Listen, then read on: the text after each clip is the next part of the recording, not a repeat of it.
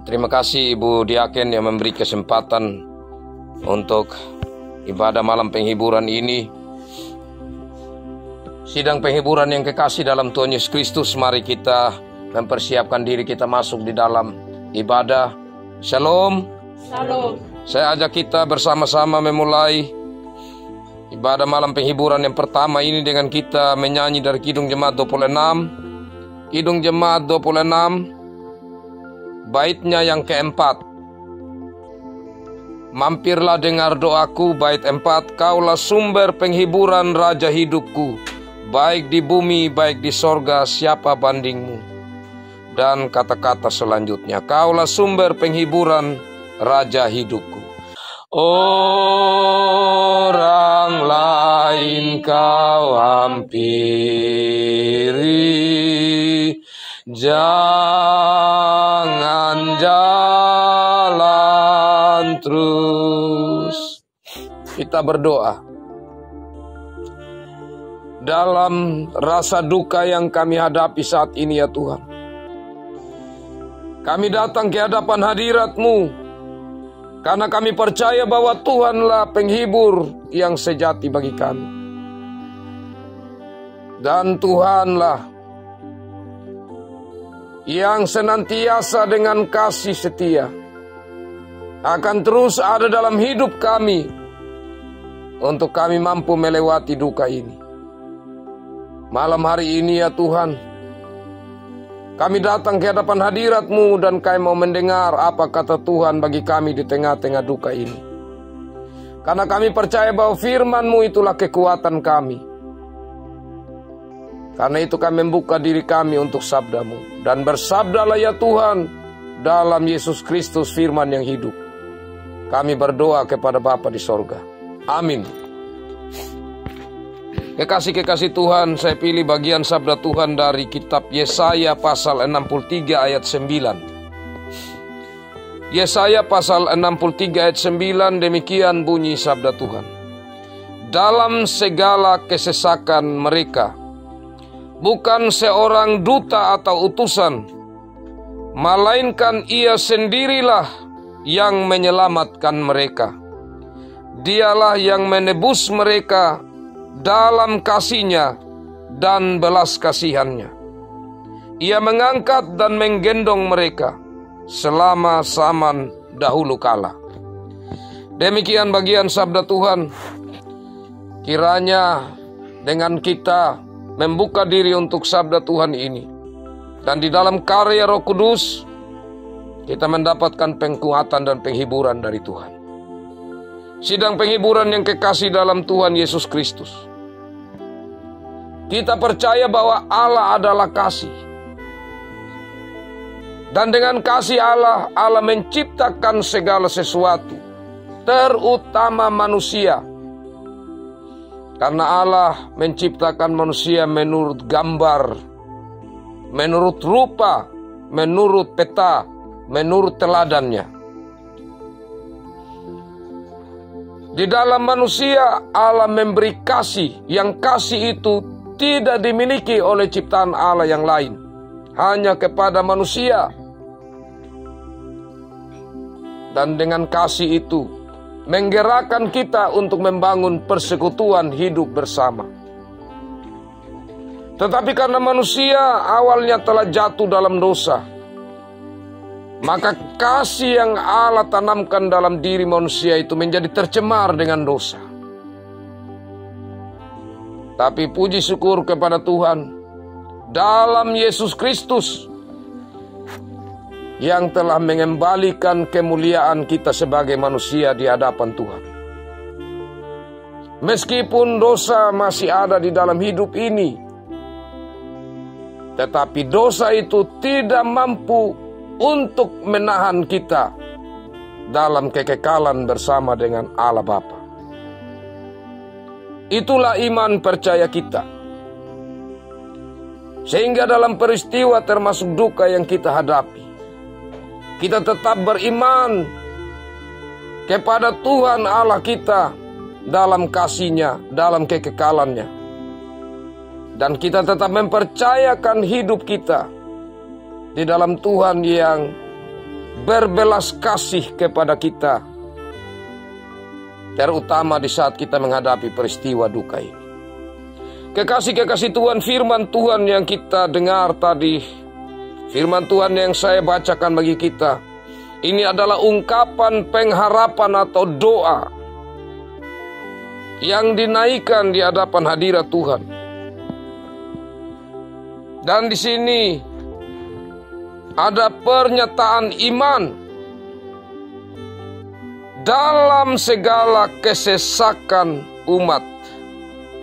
Bukan seorang duta atau utusan, melainkan Tuhan sendirilah yang menyelamatkan umat.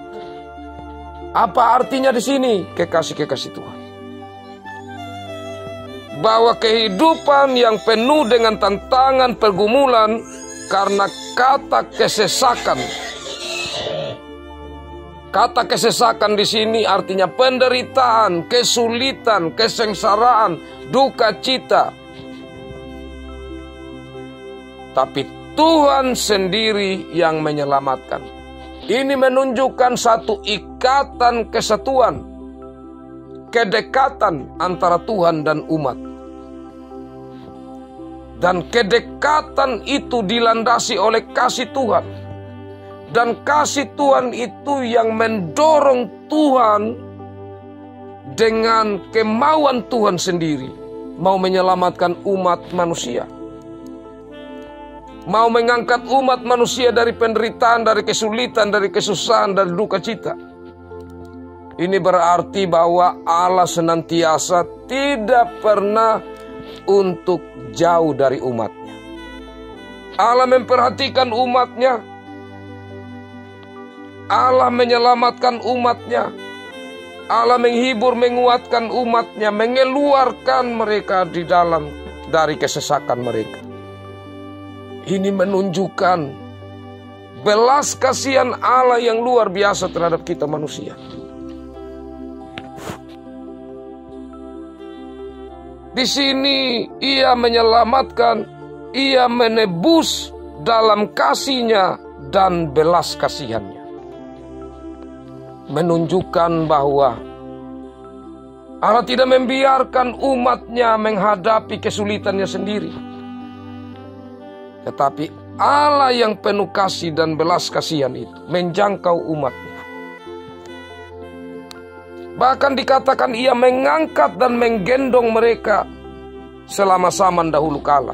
Ini mau mengingatkan kepada umat Israel bahwa Allah yang bersama-sama dengan mereka itu mengangkat mereka dari keterpurukan mereka, dari kesulitan, dari duka mereka. Allah angkat mereka untuk mereka kuat, untuk mereka mampu menjalani akan kehidupan mereka. Bahkan di saat mereka benar-benar lemah, dikatakan di sini Allah menggendong mereka. Ini kan kata menggendong orang yang sudah tidak mampu apa-apa. Dan kekasih-kekasih Tuhan, bagaimana kita melihat Allah menyatakan kasih yang besar itu? Pertama-tama, secara nyata, kita mengakui Allah bekerja lewat Mama Lucy. Kasih Allah lewat Mama Lucy yang memperhatikan, yang merawat, itulah yang luar biasa. Kasih Allah yang Allah tanamkan dalam diri Mama Lucy. Dengan sabar, dengan setia, dengan cinta, merawat sepanjang Mama Lucy mengalami sakit. Kurang lebih sejak bulan Maret itu sudah tidak bisa bangun. Hanya di tempat tidur. Kita bayangkan berbulan-bulan dirawat hanya di tempat tidur. Itu kasih yang bagaimana? Hanya kasih dari Allah yang memampukan seseorang. Kemudian dari keluarga saudara bersaudara. Karena kalau kita mengikuti cerita dalam perjalanan sakit yang dialami oleh Bapak Lucy,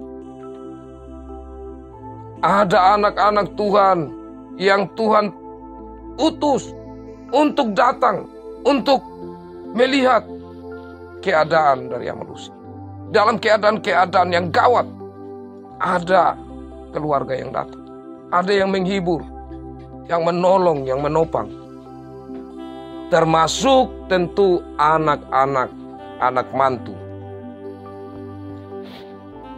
Dan cinta kasih Tuhan juga itu nyata lewat Rengu yang terus merawat. Termasuk merawat lewat bagaimana mencari kebutuhan hidup. Karena mama terus mendampingi Bapak Lucy. Tidak bisa untuk keluar-keluar. Ini begitu banyak kalau kita ingat peristiwa-peristiwa seperti bangsa Israel yang mengingat bagaimana Allah menggendong mereka.